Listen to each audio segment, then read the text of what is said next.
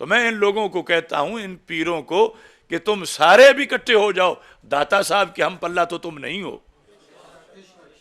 تو یہ داتا صاحب کی کشف المحجوب، اس کے سارے نسخے، تہران کا دیکھ لو، ایران کے نسخے، یہ پاکستان کے، افغانستان کے نسخے، یہ ہر نسخے میں موجود ہے۔ عصمت شرط نبوت است، کہ معصوم ہونا یہ نبیوں نے کی شرط ہے، اور جسے معصوم مانا اسے نبی ماننا پڑے گا۔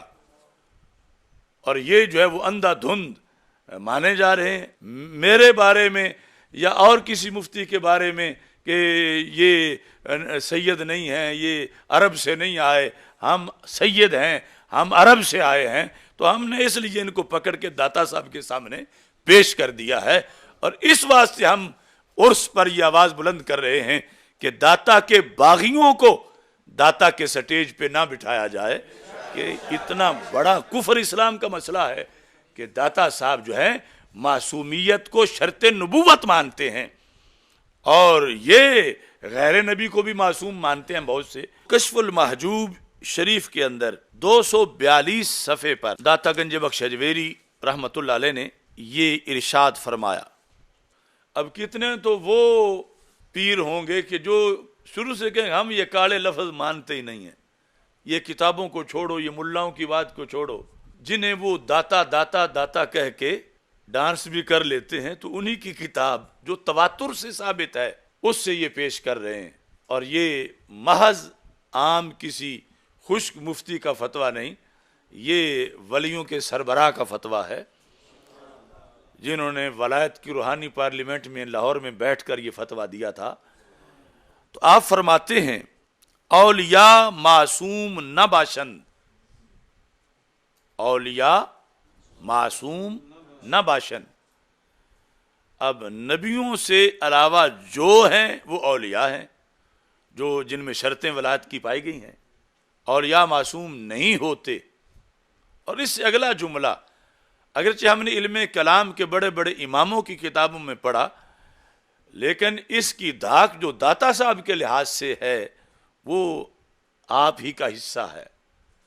فرماتے ہیں کہ عصمت شرط نبوت است، عصمت شرط، عصمت شرط مطلب کیا ہے؟ کہ معصوم ہونا نبوت کی شرط ہے، شرائط نبوت میں سے ہے۔ ایک مطلب یہ بنا کہ نبی کو معصوم ماننا ضروری ہے، اور دوسرا مطلب یہ بنا کہ جسے معصوم مانو اسے نبی ماننا ضروری ہے۔ عصمت شرط نبوت است۔ تو آج یعنی یہ جو عقیدہ معصومیت پر ہم نے سٹینڈ لیا، وہ اس دھاندلی کو روکنے کے لیے، اور اس میں رہنمائی کی ہماری سیدنا مہر علی شاہ صاحب رحمۃ اللہ علیہ نے، وہ تصفیہ کی عبارت سے، اور دیگر اکابرین نے، یہ کہنا کسی کے بارے میں کہ وہ نبی ہے سرکار کے بعد، اس سے تو ڈر لگتا ہے، لیکن یہ کہنا میں کہ وہ معصوم ہے، یہ بار بار کہا جا رہا۔ 14 امام 12 معصوم کہتے ہوئے اہل سنت کے اندر کتابیں چھپی ہوئی ہیں، جب ہم رد کرتے ہیں تو کہتے ہیں کوئی نہیں کسی کو معصوم کہتا نبیوں کو سوا۔ یہ سائم چشتی کی کتاب دیکھ لیں، سیدہ فاطمہ الزہرا رضی اللہ تعالی عنہا کے بارے میں اتنی موٹی کتاب میرے پاس پڑھی ہے، کئی بار انہوں نے سیدہ فاطمہ رضی اللہ تعالی عنہا کے نام کے ساتھ معصومہ لکھا ہے۔ یہ ابھی کل کی بات ہے، جب ہمارے ساتھ ان کا اختلاف ہوا تو قصور جلسے کے اندر وہ تقریر کرنے والا سیدہ فاطمہ رضی اللہ تعالی عنہا کو معصومہ کہہ رہا تھا، اور یہ بڑے بڑے مناظر وہاں بیٹھ کے سن رہے تھے، اور کئی ایسے بدبخت شعراء جو ہیں جو ان کے بارے میں ضد سے کہتے کہ ہم معصومہ کہیں گے، وہ مخدومہ بھی ہیں، معصومہ بھی ہیں۔ تو معصومہ کہنے سے سیدہ فاطمہ رضی اللہ تعالی عنہا کا دل جلتا ہے کہ میرے ابا جی کا منصب میرے لیے کیوں بیان کیا جا رہا ہے؟ وہ تو قیامت کو پتہ چلے گا کہ ان لوگوں کا حشر کیا ہوتا ہے۔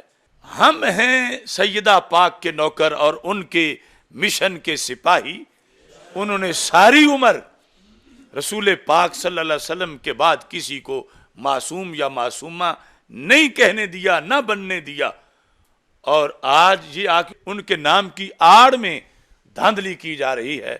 تو اس بنیاد پر سیدنا داتا گنج بخش اجمیری رحمت اللہ علیہ آپ کا یہ فرمان نشر کرو ہر جگہ ان بگڑے ہوئے پیروں کے مقابلے میں۔